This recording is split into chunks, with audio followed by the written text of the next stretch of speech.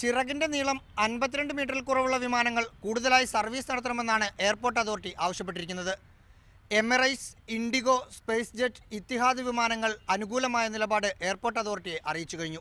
ചെറിയ വിമാനങ്ങളില്ലാത്തതിനാൽ Saudi, Qatar എയർലൈനുകൾ കൂടുതൽ ചർച്ചകൾക്ക് ശേഷം മറുപടി നൽകാമെന്നാണ് അറിയിച്ചിരിക്കുന്നത്.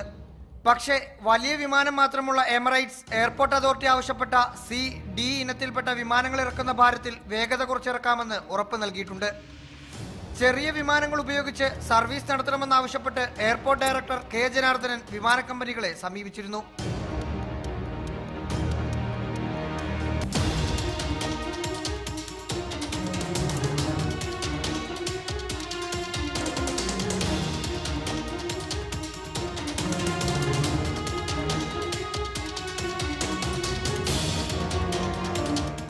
വിമാന കമ്പനികൾ നൽകിയ മറുപടി ഡയറക്ടർ ജനറൽ ഓഫ് സിവിൽ ഏവിയേഷനെ എയർപോർട്ട് അതോറിറ്റി അറിയിക്കും.